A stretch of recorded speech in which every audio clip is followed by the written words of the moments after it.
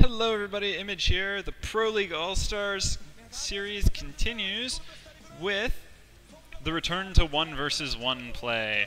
Will it be as zany as Flash versus Savior's Nuke Rush and Mask Queen's antics?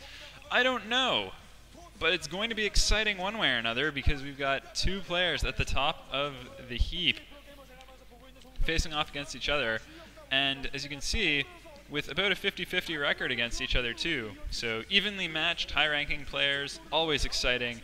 We have Fantasy, a Terran for SKT on the left, the top Terran versus Protoss player around right now, and Stork, a Protoss player for Samsung Con, one of the best PvT players. I don't know if Jangbi is still at the top of that particular matchup. That wouldn't surprise me particularly. But Stork has been on fire lately with a second place finish in WCG Korea and just showing some generally good play whenever we've been seeing him lately, which admittedly has not been a whole lot because it's the off-season various like exhibition and pre-league matches. But, oh, as if we need another reason for this to be exciting. No, never mind. It's Medusa. I thought it was Outsider for a second there, which is a map that I like a whole lot more than Medusa, but yeah, Medusa, a Protoss favoring matchup in PvT on this map, but you know what? If any Terran player can transcend such things, I love TeamLiquid.net from Canada. It's like, I'm also from Canada and love TeamLiquid.net, but, you know, alas, that is not me. Anyway. Let's see what crazy things are going on here.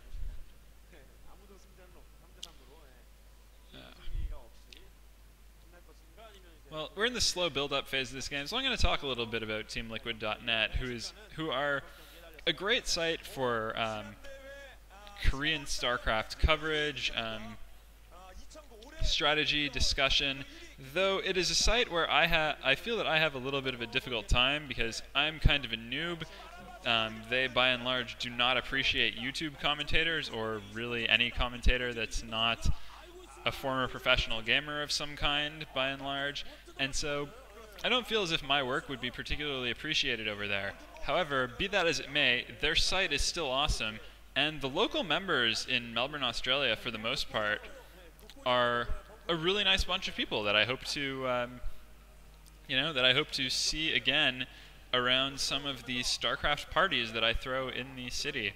Let's see, things of note. Fantasy is mining out those minerals next to his temple, so no glitched in scouts will be happening for Stork, who seems to be going for a fast Nexus.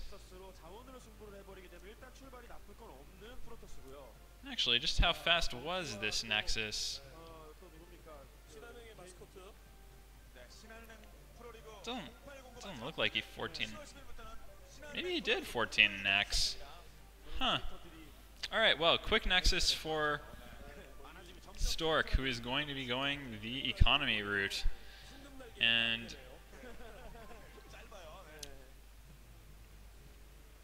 it's an interesting idea, because usually the Terran, absenting a scout, would have to be on guard for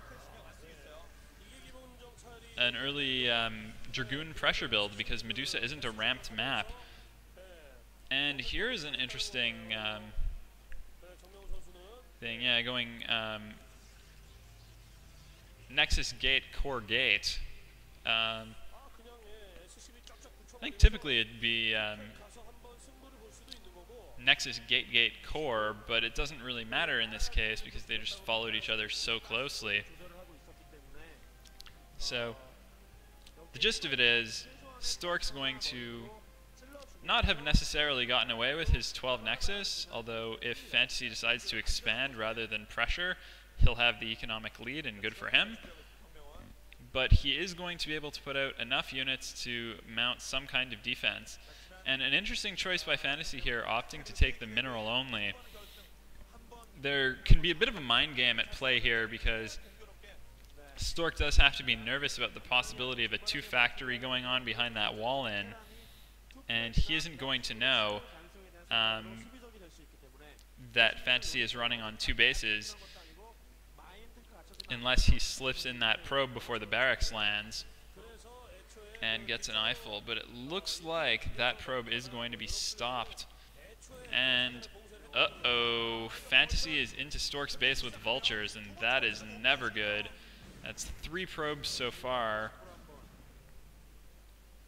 And he's hitting some more probes over at the natural. This is what Fantasy does best, vulture harassment. And he, I think, has really gone a long way toward nullifying that early economic advantage that Stork had gotten. And he is taking out so many probes. Seems to have managed to halt gas mining in the main. There's Dragoon range coming up, which is really going to help things a lot. But he has lost so many probes to just these 2 vultures. And that was some phenomenal harassment by Fantasy, who's been a little bit slow getting his own economy up and running here. There's his SCV transfer to his mineral only finally. And in the meantime, it looks like Stork is moving out to put some pressure of his own up as he builds his robotics facility. Let's see what sort of defenses this wall has. There's a siege tank, and siege mode has been upgraded, but there's a bit of a gap in the coverage there, and Fantasy is going to need to repair. The depot is down. The front door for Fantasy has been breached. He takes a nervous swallow, but Stork doesn't really have enough manpower to push in there. So, a bit of a scare for Fantasy, but I think that's all it was. And what is that building there? Oh, I missed that. I'll have to get a look when they go back to that part of the minimap. Meanwhile, Stork getting his probe saturation back up and adding some more gateways. Okay, there's a starport going up, and it's a command center, so Fantasy is going to float out and take his natural expansion, the one with the gas. And if he's going to get his third base up before Stork, that's going to be a good economic position, and is going to take some Reaver harassment, some good Reaver harassment to keep Stork in the economic game. And that starport, it's going to be interesting to see if Fantasy is going to build the one Wraith to help defray any sort of shuttle attacks. A lot of pro gamers don't.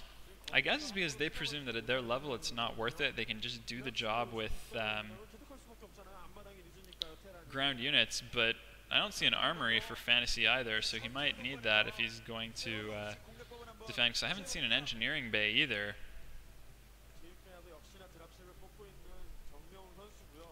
Well, let's see. We've got a shuttle that's got a couple of zealots in it, I believe.